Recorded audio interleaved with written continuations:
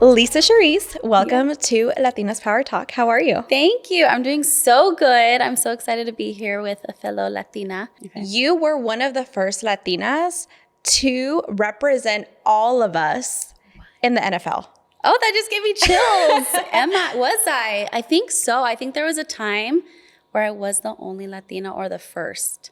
That's insane. That is insane that it took that long to get to that point, right? But que orgullo. One, I'm so proud of you because I feel like there is power in having people who look like you in these roles that as little girls or as teenagers, as even young women, we're like, oh, that is so cool. I want to do that. But having nobody that looks like you kind of intimidates you into going into that field. Did you ever feel intimidated when you were starting your career and when you were pursuing these jobs and going to these interviews and meeting with these people to secure that job? Like, did you ever feel intimidated? I think absolutely. I think growing up, I think once I got into the doors and saw and looked around that no one looked like me.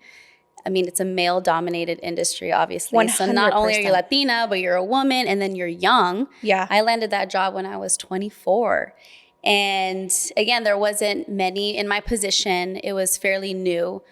Bringing a reporter in as like a team reporter, right? You have the ESPN reporters, the national, regional, but someone that was with the team 24/7 and could report on all things Arizona Cardinals, you name it. And they branched out. Now you see every single team has a team reporter, which is really cool to be like one of the first in that position. But yeah, I think growing up, I made room at the table. Like I was that little girl who was just like, I want to talk football with my guy friends. And I had more guy friends than girlfriends.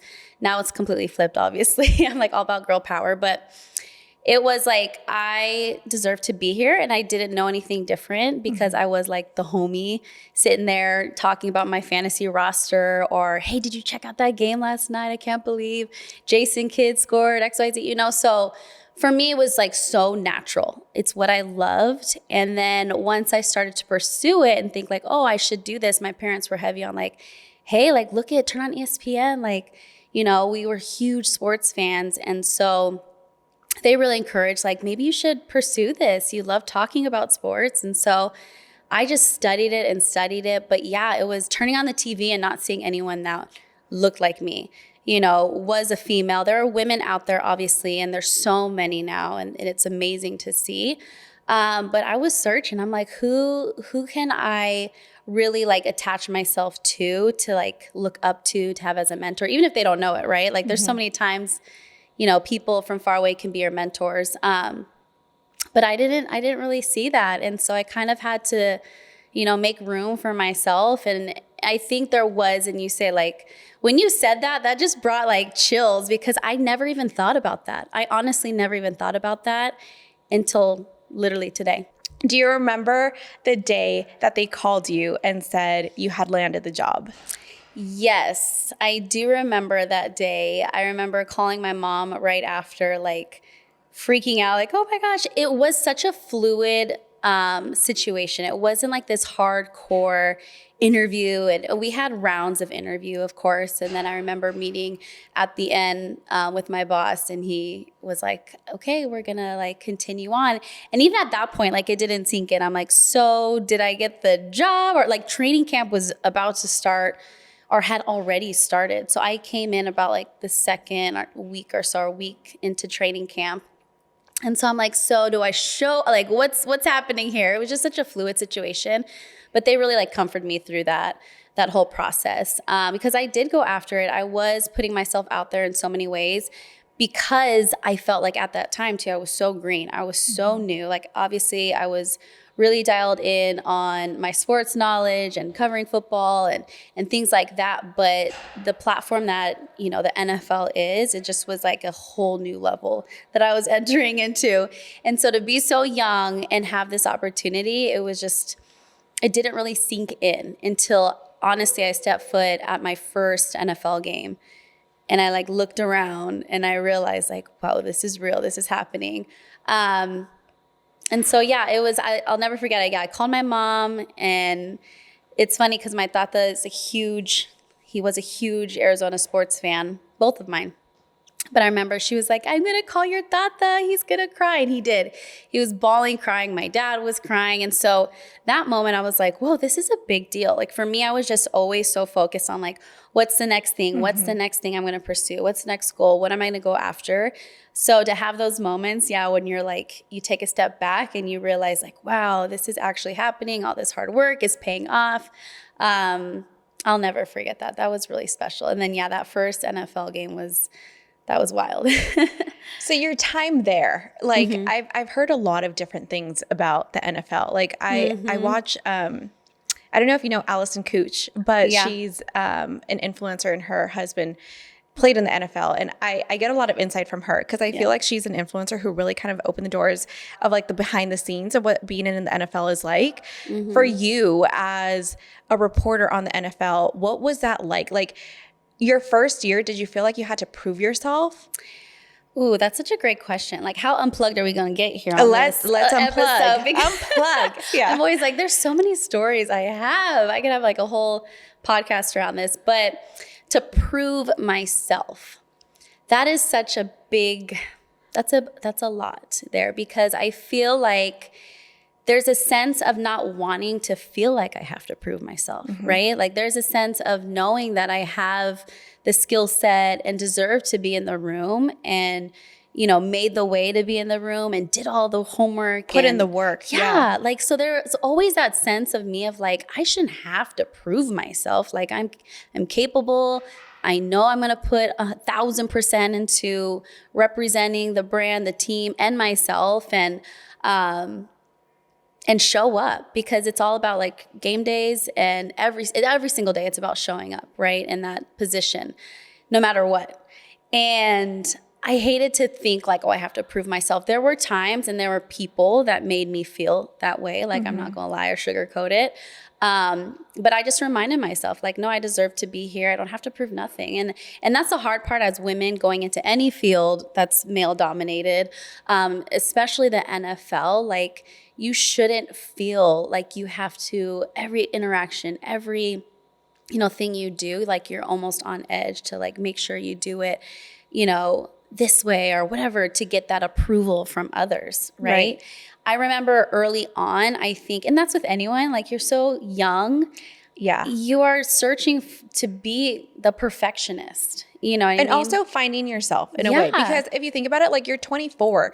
Girl, I mean, I think we're still evolving. Like we never 1,000% finish figuring out who we are. We go through phases and stuff, but even more so when you're 24, you're straight out of college. You're still trying to find your voice. I feel like in a way, you're still trying to figure out. And I think sometimes we also have, and I don't know if this is because we're younger, but I think we just may have people pleasing tendencies too, or like wanting to be cool, wanting to fit in, wanting to all these things, X, Y, and Z, right? How hard was it to stay true to who you were in your core when you're in like such a big industry that's putting you on the spotlight, and you have social media and you have these other people who look a certain way, who you see all these things online. How hard was it to stay true to yourself? Yeah, you said that perfectly. It's like finding your voice, but with the mic in your hand. Right. So like so much of that, I was evolving in real time and just trying to, find my core or stay true to my core. Like that hasn't changed. I've always been someone like faith-driven.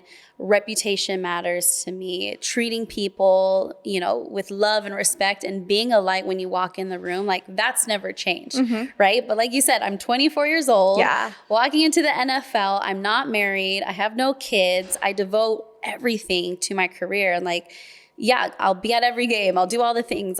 You're just in a sense of like proving myself. I wanted to make sure that, you can never say like I did not work hard at what I was doing, right? You can never knock that. You can try to knock anything else. But it was so much in a sense of hitting me in real time, like these things, aspects of, social media, to play another part into that. I actually tried to stay off social media as much as possible. Really? Instagram was popping during that time for many people. Now you see me all over the place. I've come out of my shell, and like I've grown. I've grown.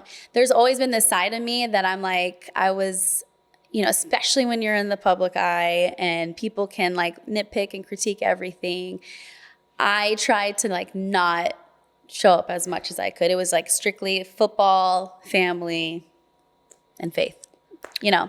I just kept it very neutral, where I did feel like at times suppressed and like showing up as like my real authentic me as I was evolving, right? And so it wasn't hard to stay true to my core, to answer like your question here. It wasn't hard to stay true to my core. It was just, navigating all the ins and outs as it's happening so fast. And yeah, you're evolving. The world around you is evolving. I mean, I worked the NFL during COVID and the pandemic, and there was just so much happening while becoming a mother, while getting married and all that thing, not in that order, married then mother.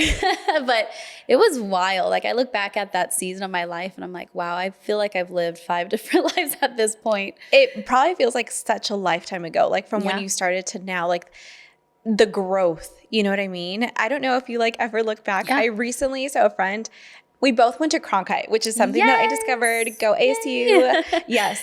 But our friend recently sent me a video of Cronkite Noticias back in the day. No one look it up because cringe. But do you ever find yourself like going back and seeing like one of your first like interviews or on screen time and you're like, yeah, I've evolved. Yes, Thank God. I cringe. And I'm like, what in the heck? How do I get hired? Like, it's crazy. But I always tell people, because I coach a lot of girls now in, getting just comfortable in front of a camera, like on camera confidence, because social media is such a tool now. So people utilize it. I now have a business where it's front facing, find your voice and find your confidence, but it takes reps. Like we can both agree that the first time you were on camera, like it wasn't your best. You weren't Martha Stewart. I know. I'm like, thank you for the people who trusted me, but what were you thinking? Because I was not ready. No, but it takes time. Yeah. It's like anything. It's the reps, it's the practice, doing it over and over, critiquing, doing it again, not being afraid to do it again, even when you mess up. It's just, I've had so many moments. I remember I like blacked out during a broadcast, girl. Like it was bad. And I think that was such a moment for me of realization of how to like over prepare for, because games are so different, right? Covering games is just another level, and being able to like be tangible and fluid and just move with whatever happens because it's real-time action. That takes another level, and you're not prepared. You have to be like quick on your feet because 1,000%. You go in not knowing what you're going to get. No idea how the game's going to play out, what's going to happen. Right. It's not like it's a set interview. You know who you're talking to. You know like your idea of questions. And so that was a big transition for me. So I remember like blacking out during a broadcast, and I was so young. This was before the Cardinals. It was like a D-backs game. And I'll never forget, the mascot at the time came over right before I'm about to do my first live hit. My first or second. And I'm on Fox Sports Arizona, and I'm like standing there, and I'm like, of course, the nerves, like, oh my gosh, I got this. And I wasn't even talking baseball. I think I was talking something about that weekend, like a fan fest going on and like singers or something. I don't even know. But he came over and he didn't realize I was about to go live, and he's like messing with me and like pumping my shoulder, and it totally threw me off. Like before you're about to do something. You're so prepared. You're like, I'm ready. Yeah. And then something happens and you're like, what the fuck? Shit hit the fan. Yeah. I'm glad we could cuss here. Yes. Shit hit the fan. Yes. And I was like, I blacked out, and like I hear in my earpiece, 3, 2, 1, and I see that red light and it's on me, and I cringe thinking back to that moment. But it taught me so much, and it gave me so much resilience because I had to get back out there and get on camera a few moments later. I had to do the next broadcast. I had to, sit in that moment, like being in my car. I remember I went home and I was in my car and I just bawled in my car. Really? I'm like, do I have what it takes? Like, I think this is my dream, but I feel like crap right now. Like, I just was, you just have those moments, and then you get back up and you do the next rep and you do it again, you get better. And that taught me, speaking on like broadcast journalism side, you have to be an over preparer. Like that taught me to always have something ready, because you just don't know. You can't control what you can't control, but you can control how you prepare. And I would have like notes on notes ready to go. Cause before I was like, oh, I could wing it. Like I could speak naturally. I got this. But no, you don't, girl. And I learned how to, really prepare at a high level. And I sought mentors like Jody Jackson. I can name so many. Mark Rita, who's passed. I'm sure you remember him from Cronkite. And I soaked everything up, and I watched how they did things because you don't know it all. And I learned Todd Walsh, so many that just helped me, get through it and push through it because it's not always easy and it's not what you expect to. It's not always easy, but I will say, like, and I've said this before on the podcast, but I think it's something that like I'll forever remember. So I had an acting coach one time who said to me, the only difference between the people who make it and the people who don't is that the people who make it never gave up. Yes. And also I'll add another layer to it that kind of like resonated with me with what you just said. There's always room for growth.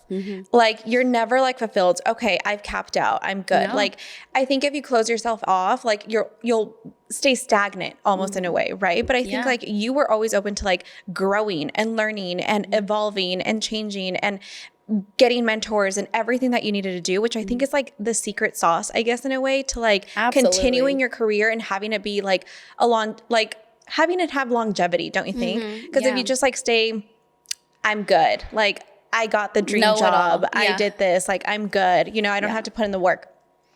It can only take you so far, right? Yeah. So I want to ask you, and up to you if you want to decide to answer this question or not.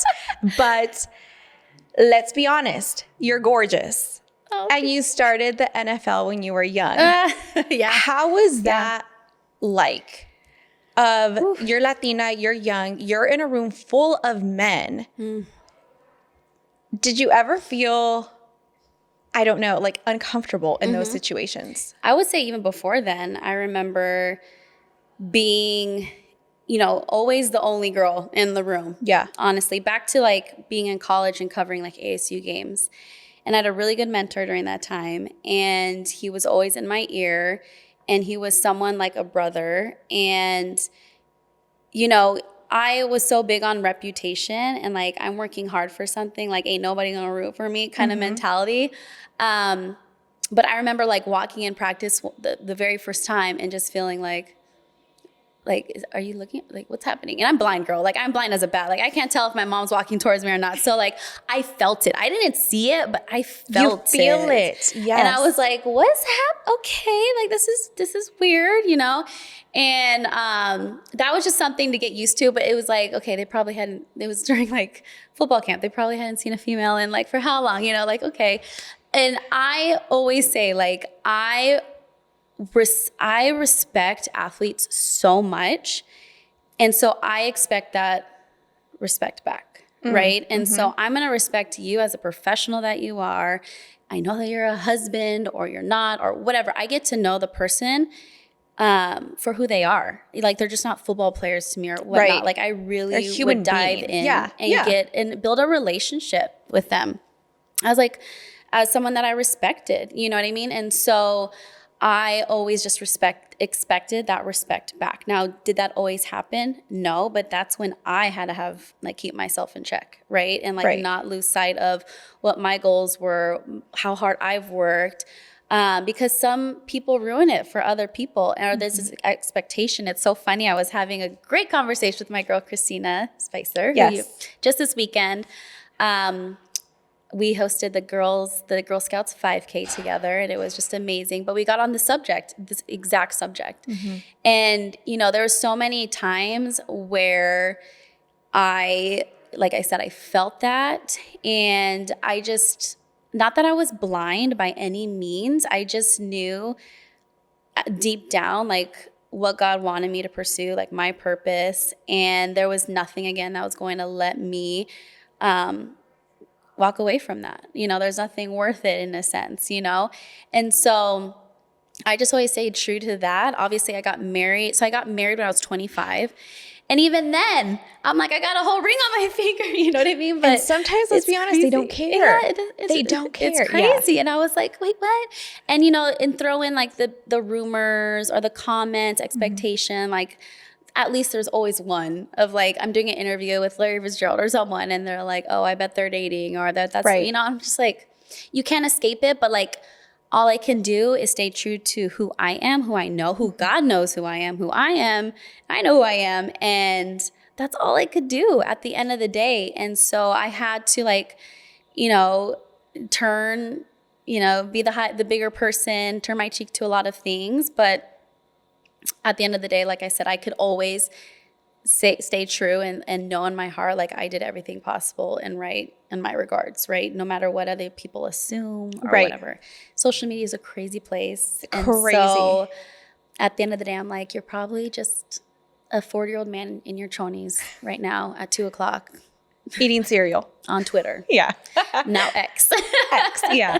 Can we just talk about that for a second? Because if there, I'm sure there's guys who tune in, and I've had to have this conversation with my boyfriend where men don't fully understand what it's like to be a woman and what that feeling is like, that you just like, wait, what just happened here? I sense a shift in energy. Like I kind of feel like not attacked, but you feel like a target almost in a way. Yeah. And I've had to have this conversation with him because he had literally no idea of what that feeling is. How can you describe it? How can you describe it? Like, it's just like you sense the energy. And I feel like if you're not a woman, you truly don't understand it. Respectfully, men. Like, I don't think they go through this. Like, they go through other things. I'm not saying they don't go through anything, but they don't know what that feeling is like of just like, I tell my boyfriend this all the time, like even like coming home at night and being cautious of your surroundings. Oh yeah, you got the key in your hand. Yes. Shank somebody real quick. Yes. I have so many scenarios in my head. It is so real. And it's so like the world we live in is already dangerous enough that like you just have to be like not on edge, but you have to be a little more cautious than like men probably are, So completely understand like it's another level. It is another, and then you're teaching, and now I'm a mom of a girl, and like all these thoughts and like things come to my head of, oh my gosh, like I've had stalkers, I've had like weird things happen, and it's that awareness and extra heightened awareness that I've never lost sight of like, okay, this doesn't feel right. This is weird. I had a guy follow me at one of the hotels that we were staying at, almost up to my room. Like security, thank God, had an eye on him. It was just like, what's happening? This is the great, like something that you just hear about, like always be ready. I can't tell you. So now as a mom and having a baby girl, and I'm like, oh my God, girl, like I just feel even more so because the world is ever changing and evolving, and sadly sometimes getting worse in sometimes. Sadly, yeah. But let's talk about motherhood. So you had you got married at 25. And then how soon after did you have your babies? We waited like a couple years. So I was 27. I think I delivered around 28. Yeah. Were you working while being pregnant? Oh, yeah, girl. Yes. I'll never forget being so sick. I had to interview Bruce Arians. No one knew. It was before the game. And I was like dry heaving. I was so sick that first baby. Okay. So I delivered him in 2018. So it's that 2017 season, I believe, like heading in. And so I was like, no one knew I was pregnant, not even my boss, my mom, and my hubby, obviously. And I was so sick before this interview. And I'm like, gosh, like I'm in the bathroom, like puking. I'm like, get it together, like sweating. Like, get it together. It's a live interview. It's nothing like, oh, can we tape later? No, it's he walks on the field. I have to interview him. And I was just like, miserable, throwing up in the bathroom. Okay. Like, sorry, BA, let me put some gum in. Let me get this sweat off. And then, doing the interview. My Elias, that was my first baby. He put me through hell that first time. It was my first pregnancy too. So I'm like, what is happening? I was losing weight. I was throwing up so much. And then I'm traveling. So I'm like throwing up in planes. I felt like, like every time I'm like, what is happening? And so I remember like just feeling like, is this how it's always going to be? But every pregnancy is different. But I worked throughout. I had my big old belly and my big old panza for all the games and, deliver. I actually didn't plan it out, but every pregnancy fell our birth fell at off season. So nice. as soon as training camp happened, boom, I was ready to go. It was really weird Perfect how that timing. happened. I did not time it at all. It was just like God telling me like, rest a little bit. Right. And then get ready for the new season. Get ready for work again after. So I want to talk about, you pivoted your career. Yeah. In what year was this? So this was 2020, actually. During COVID. Yes. So I didn't intend to pivot my career at all. I was still with the Arizona Cardinals. Yeah. What was a moment where you decided you didn't want to continue doing this? It's so hard because I don't think there ever was a moment of like, I don't want to do this, to be honest. It was more of like listening to my gut and like following through with what honestly God was telling me to do. It sounds crazy, but it's true. I was still with the Cardinals in 2020. That's when like pandemic, all the craziness happened. And then I found this business opportunity with my sister. And that was we're almost celebrating 5 years. So April 1st is when I decided to be and like join her in business. At the time, I was just using the products. Again, I wasn't on social media like that. So I was like, this is all you, boo-boo. Like, you do it. I'm going to be my professional and get back to my work and be the Arizona Cardinals reporter, right? And meanwhile, behind the scenes, there's a luxury like tax with sports, as you know, like just journalism in general. Like, you're not getting paid crazy amounts. You are not. Yeah. You're a slave to the job and getting underpaid truly from what the work all the you're work putting you in have to and do, what what you bring in the team too, as far as like sponsorship and all the X's and O's, right? And so at the time I had been like really fighting for more at the organization. I was like, I would love X. I was very clear. I was very clear at what, not that I was unhappy, but like, I want to elevate. Like, I've been here for, a few years now. This is, income wise, what makes sense, et cetera. So I've been fighting like this silent battle. My husband's a firefighter. At the time, he was just starting out-ish, so he was not making the best money either. And then here we are, pregnant again. And we had this dream, and I had this nudge to like pay off our debt. And I'm like, this will just solve a lot. Like, I don't want these feelings of we're bringing another baby into the world, and like, oh, we have this payment and like this credit card due. I just hate that. I want to be very like, I felt Dave Ramsey. So I'm like, I want to be just free from that. And so we started that journey in 2019. And so I find this business 2020, and I'm like, look, this is a way to make extra money. Like, maybe I'm loving the products. I'm using them anyways. People are asking me like, girl, I've never done sales before, but like kind of that moment of like, well, why not? Why not try and see? I saw my sister was finding success, and I'm like, I need that money, girl. Like, I'm trying to pay off my debt. And so I finally just did something crazy and said, okay, I'm going to do this with you with no intention of leaving my job. And when you talk, and we've talked about evolving, I think that's what happened to me in that journey of, being home during COVID and being with my babies and spending time in a time that I didn't have prior to this. It was so go, go, go. Next game, next, city we're visiting for the games, my work schedule. And my husband, he works 24-hour shifts. So it's just kind of like ships in the night, right? And so COVID was like a checkpoint for me in my life. It was like, what's important to you? How do you want your days to look like and structured? Because even though it is the off season in the NFL, I don't get it off. Like, I'm in the office still. Yeah. We're still traveling. There's the combine. I mean, it's around the clock work. And so as I'm starting to like, think about life and like, okay, now I'm have another baby and I don't want to miss out on more time. I just felt like I couldn't grasp anything at that point. And so it wasn't like I was like, I'm done with you kind of mentality, because I honor that season of my life so much. It made me who I am today. And I love my family that's there with the Cardinals and the fans. Like, we built so much together the last, it was like almost 8 seasons. But I didn't feel aligned anymore, if that makes sense. I saw a video where you said you had your dream job, but it wasn't your dream scenario. My dream life, yeah. And that honestly, I'm going to be real with you. That resonated for me because I've felt that too. I feel like for years I was trying to pursue acting. And once I was in LA and like I was auditioning like crazy and I was like, oh, this is going to happen any moment. I'm like, but I'm not happy. I'm not fulfilled. And I feel like sometimes there's a misconception of you can have that dream job and you can live it. And you can get to a point where you're like, it doesn't make me happy anymore. There are other things that I want in my life that this isn't allowing me time or space to include that in my life. Did you ever find yourself in a moment where it's like, ding, you're right. I know. It's like, ding, I'm right. But did you ever find yourself in a moment?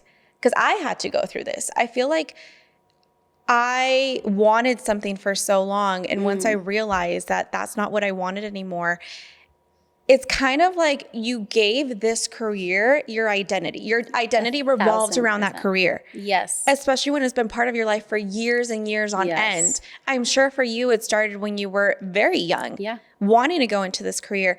How did that look like for you of like, you kind of have to refine yourself again. And it's hard. It's so hard to then admit to yourself, not to anybody else, because fuck what anyone says, but to yourself, admitting to yourself, I don't want to do this anymore. Yeah, it's hard. I call it like you're stripping your ego, because your ego is what's telling you to stay, and the people pleasing comes into mind. It was so hard. I think harder than people think of. I felt like I was letting people down. Right. You know what I mean? I was like, because I'm a female in this industry and I've built something here, and because I'm a Latina, like I would get messages all the time, like I'm a young aspiring Latina, and that, like for me, oh my gosh, I would carry that weight of like, I want to make you proud and you can do it too.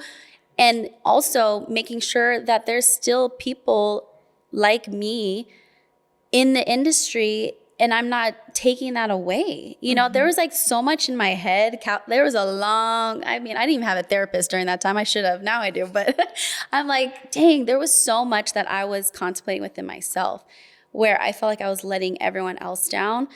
And then it's that conversation with yourself of, okay, who do I want to be? Who am I trying to please? Myself and my family is like, that's it, right? And God, obviously, first and foremost. But you know, realizing that I could still have an impact. I could still make a difference. I can still be, you know, a powerful leading Latina or making impact in different ways.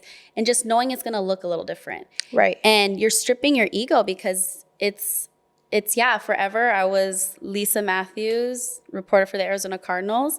And then you're into this space of like, well, now who am I?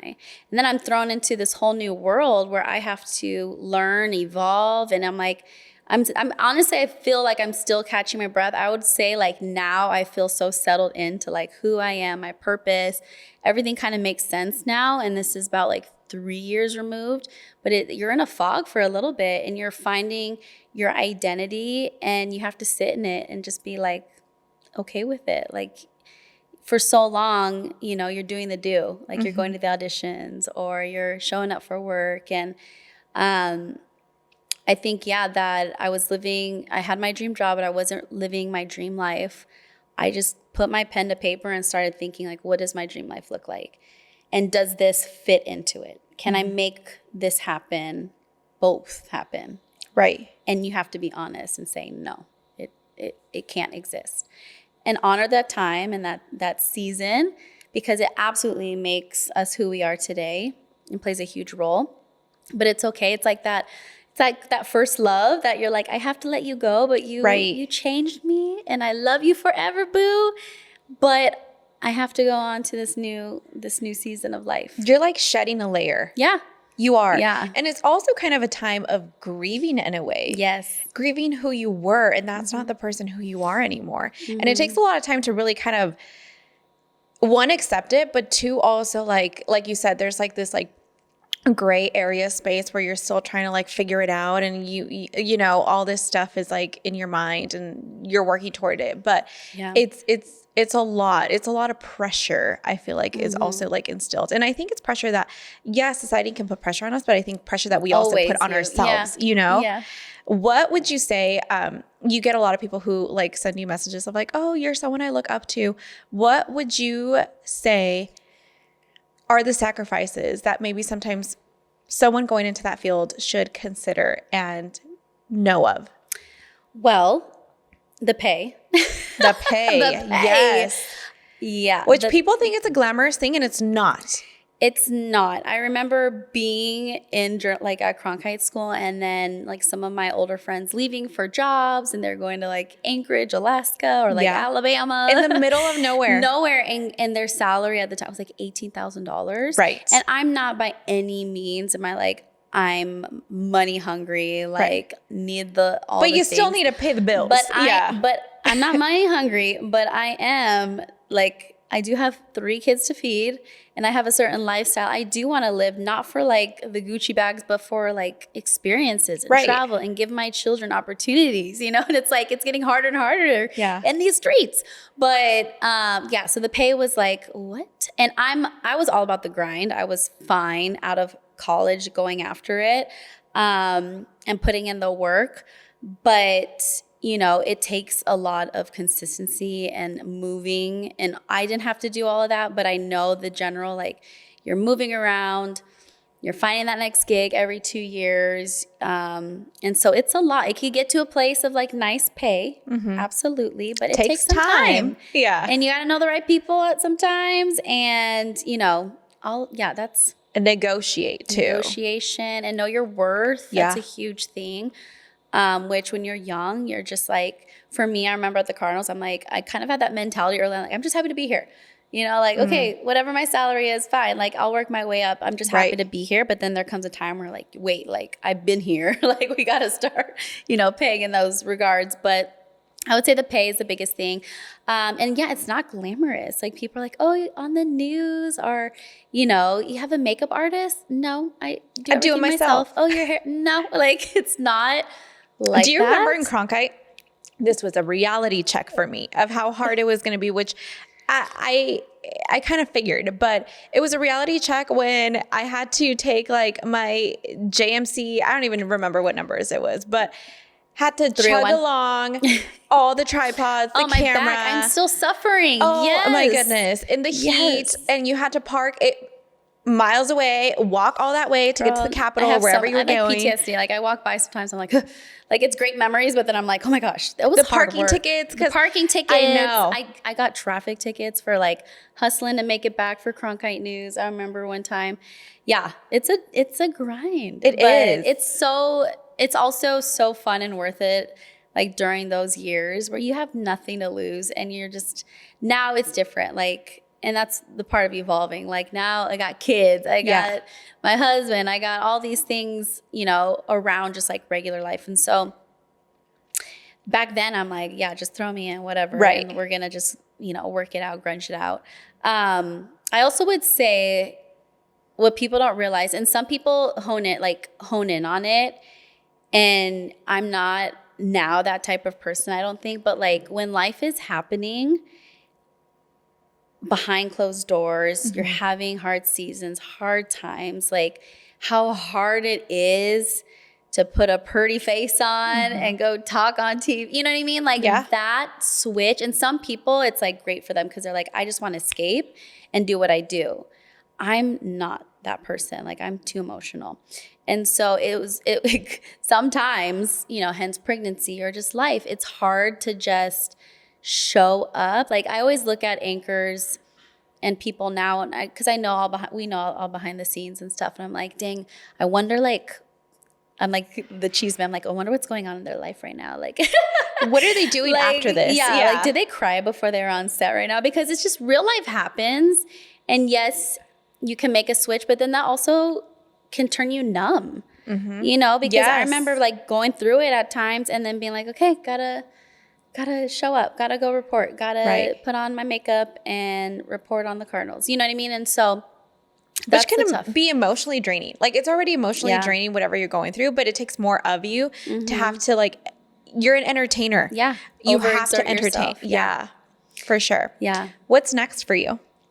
Oh my gosh. I love that question because it's always evolving. I don't know. I mean, I think I'm still in the thick of building my business, which I absolutely love. And that's just evolved so much with my sister. And I found this new passion of mentorship. Like I get to do hands-on mentorship, where before it's like a DM coming through. I love what you do. And then how can I actually help this person, right? Beyond just words or an encouragement. So now building our businesses together and finding, this whole community of women and that's so inspiring, that like lifts me up. I'm so excited literally every day creating my dream life. I get to wake up. That. I have my amazing team. Shout out Team Viva and the Mamacitas. And I get to do life with them while I live my like dream life, And it's been such a wild ride. I can't believe it's been 5 years since I took this on. It started as a side hustle. And then, I built it up. I didn't leave the Cardinals just being like on a whim. Like I had built this up to like a big business at the time where I had the confidence to leave, So I love that I'm now so in this world of entrepreneurship and business, and I'm learning so much because it's so brand new to me. I didn't go to school for business, right? We went to the same school. So it's so new to me, but I'm so hungry every day to learn. Isn't it exciting though? It's thrilling. Business is not easy. Entrepreneurship ain't no, little rodeo. But I feel like there's no better reward than knowing you're doing something for yourself. For you. Yeah. And for others and your too. family and others. Yeah. Absolutely. And so I have, since leaving the Cardinals, I've collaborated and teamed up a lot with State 48, which is a local brand here. Y'all know State 48 and their foundation that is literally perfect for me because I'm learning and we get to put on different events where people can soak up the information as well if they're starting their business or entrepreneurs. So it's really like I'm just immersed right now in learning and evolving and growing my business and my family. And so honestly, like my dream, when I wrote that journal entry, 5 years ago, and as I started to contemplate, like, what do I want my life to look like 5 years from now, right? Am I going to stay with the Cardinals? What do I do? Do I stay one more season?